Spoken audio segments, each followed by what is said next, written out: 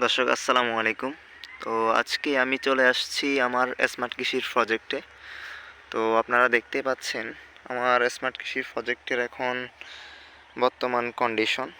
তো আমার এই প্রজেক্টের গাছগুলোতে অলরেডি কিন্তু শসা চলে আসছে। আপনাদেরকে একটু আমি দেখানোর চেষ্টা করি। এই যে প্রত্যেকটা গাছে কিন্তু অসংখ্য জালি চলে আসছে, আর ইতিমধ্যে অনেক জালি কিন্তু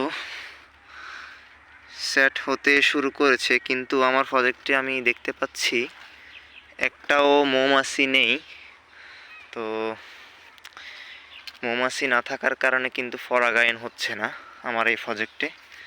তো দর্শক, আপনাদেরকে আমি আজকে দেখানোর চেষ্টা করব মৌমাছি যদি আপনাদের প্রজেক্টেও যদি না থাকে আপনারা ফলগুলো কিভাবে সেট করবেন।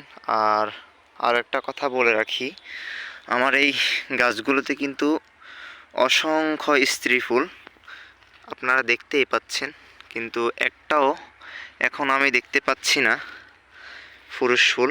তো এই জন্য আমি গত একদিন বা 2 দিন আগেও আমি হরমোন স্প্রে করেছিলাম। তো হরমোন স্প্রে করার কারণে কিছু ফল দেখা যাচ্ছে সেট হয়েছে। তো এখনও আমি স্প্রে করতে আমি চলে আসছি আমার এই প্রজেক্টে। আপনারা দেখতে পাচ্ছেন অসংখ্য কিন্তু জালি বা স্ত্রী ফুল ফুটে রয়েছে আর কি। তো আমি এই ফলগুলো সেট হওয়ার জন্য আজকে স্প্রে করব।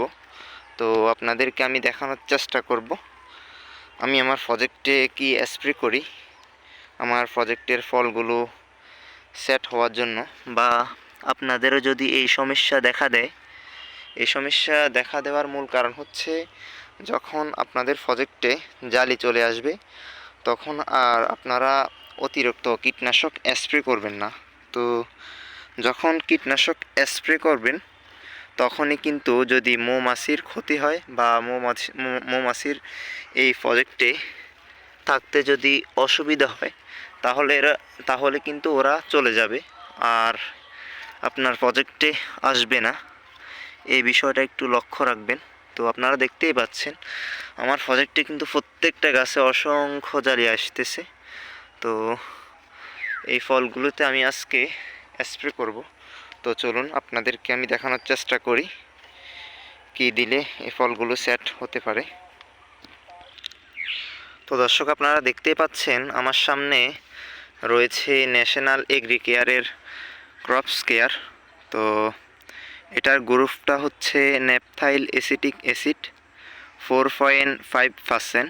তো আপনারা যদি এটা প্রতি লিটারে 1.5 থেকে 2 ফোঁটা, আবারও লক্ষ্য করবেন প্রতি লিটারে 1.5 থেকে 2 ফোঁটা যদি আপনারা স্প্রে করেন পানিতে গুলিয়ে এই ফলের এই যে ফুলগুলো রয়েছে এই ফুলগুলোরকে টার্গেট করে, তাহলে এগুলো ফলে রূপান্তরিত হবে।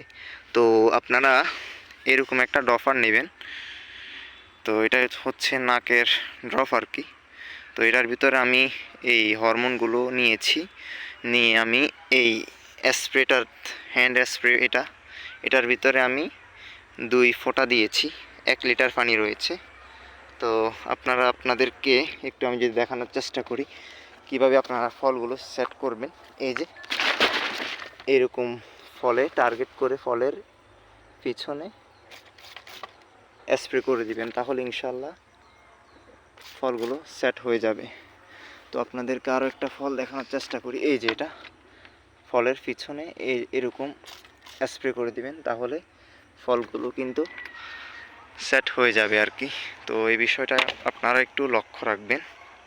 আপনাদের যাদের প্রজেক্টে ফল সেট হচ্ছে না বা মৌমাছি নেই তারা এই বিষয়টা একটু লক্ষ্য রাখবেন। আর আমার প্রজেক্টে কিন্তু এখনও আমি উল্টাপাল্টা কোনো স্প্রে দেই নাই। তো প্রজেক্টটা তো নতুন হচ্ছে, এই জন্য হয়তো মৌমাছি এখনও আসতেছে না আর কি। তো আজকের ভিডিও এই পর্যন্তই। আসসালামু আলাইকুম রহমতুল্লাহ।